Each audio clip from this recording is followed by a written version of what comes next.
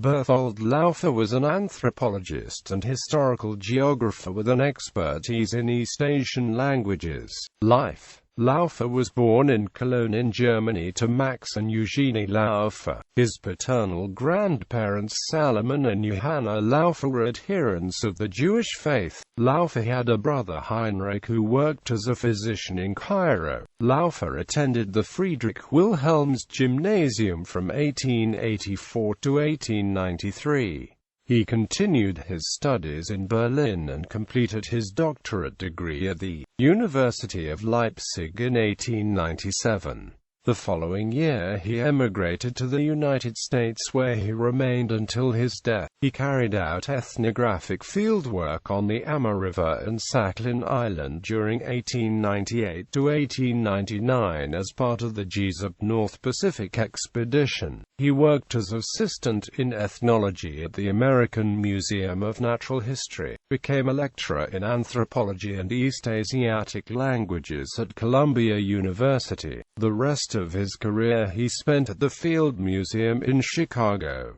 He served as the president of the History of Science Society in 1932. Laufer died on September 13, 1934 after falling from the 8th-floor fire escape of the Chicago Beach Hotel in Chicago, where he lived. He had been recovering from the removal of a tumor at the time, but his widow claimed he was in good spirits, and the coroner's jury returned an undetermined verdict. From Lasting Impressions, Chinese Rubbings from the Field Museum brochure. When Berthold Laufer came to the Field Museum in 1908, he was one of the few scholars in America who could speak and write the Chinese language fluently. He made the study of the Chinese language and culture for his life's work. "I have come to love the land and the people," he once wrote. "I feel myself to be better and healthier as a Chinese than as a European." As curator of Asian ethnology in the Department of Anthropology at the Field, he made two major expeditions to China in 1908 and 1923, and his acquisitions formed the core of the museum's Chinese collections. In addition to his studies in Chinese culture as such, Laufer used his knowledge of ancient Chinese writings to shed light on ancient Iran. Very little writings have survived from ancient Iran. Surviving ancient Chinese writings contain valuable information about ancient Iran, which Laufer was the first to study systematically, and which he published as Sino-Iranica, Chinese Contributions to the History of Civilization in Ancient Iran, with special reference to the history of cultivated plants and products. List of works. Written in English 1899 Ethnological work on the island of Sakhalin. 1899 Petroglyphs on the Amur. 1900 Preliminary notes on explorations among the Amur tribes. 1902 To the Decorative Art of the Amur Tribes, Volume 7, Part 1. 1905 Historical Jottings on Amber in Asia. 1906 The Bird Chariot in China and Europe. 1907 A Plea for the Study of the History of Medicine and Natural Sciences. 1907 A Theory of the Origin of Chinese Writing. 1907 Note on the Introduction of the Groundnut into China. 1907 The Introduction of Maize into Eastern Asia. 1907 The Relations of the Chinese to the Philippine Islands. 1907 W. W. Newell and the Lyrics of Li Taipo. 1908 Origin of Our Dances of Death. 1908 The Jonah Legend in India. 1911 Chinese Grave Sculptures of the Han Period. 1911 Jade. 1911 King Sing, the author of the Nestorian inscription. 1912 Chinese pottery in the Philippines. 1911 The introduction of vaccination into the Far East. 1912 Fish symbols in China. 1912 Foreword to a catalogue of a selection of art objects from the Freer collection exhibited in the new building of the National Museum. April 15 to June 15, 1912. 1912 The Chinese Madonna in the Field Museum. 1913 Descriptive account of the collection of Chinese, Tibetan, Mongol, and Japanese books in the Newberry Library. 1913 Remarks on some aspects of North American archaeology by Roland B. Dixon, pp. 573 to 574 of American Anthropologist, Volume 15, Issue 4. 1913 Notes on Turquoise in the East. 1913 The application of the Tibetan sexagent Eri cycle. 1913 The Chinese Battle of the Fishes. 1913 The Praying Mantis in Chinese folklore. 1914 Bird divination among the Tibetans. 1914 Chinese clay figures. 1914 Some fundamental ideas of Chinese culture. 1915 The diamond. 1915 The Eskimo screw as a culture or historical problem. 1915 The story of the pinner and the Syrian lamb. 1915 Two Chinese imperial jades. 1916 Birkin. 1916 Car dance suspension in China. 1916 Loanwords in Tibetan. 1916 The Nichols Moser manuscript.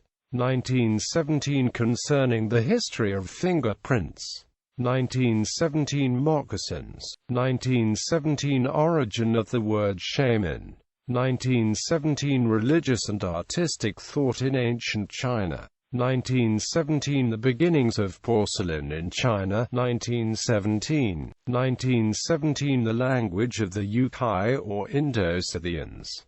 1917 The reindeer and its domestication. 1917 The Vijayasimhan decimal systems in the Ainu numerals, with some remarks on Ainu phonology. 1917 Totemic traces among the Indo-Chinese. 1918 Origin of Tibetan writing. 1918 The Chinese exhibition. 1919 Coca and Batel chewing, a query. 1919 Sino-Iranian Chinese contributions to the history of civilization in ancient Iran, with special reference to the history of cultivated plants and products. 1920 Multiple births among the Chinese. 1920 The reindeer once more. 1920 Sex transformation and hermaphrodites in China. 1922 Archaic Chinese bronzes of the Shang, Chu and Han periods in the collections of Mr. Parrish Wadston. 1922 Preface to Japanese Collections, Frank W. Gunsaulus Hall by Helen C. Gunsaulus. 1922 The Chinese Gateway. 1923 Use of human skulls and bones in Tibet. 1924 Introduction of tobacco into Europe. 1924 Tobacco and its use in Asia. 1925 Chinese baskets. 1925 Ivory in China. 1926 Ostrich egg-shell cups from Mesopotamia. 1927 Agate archaeology and folklore.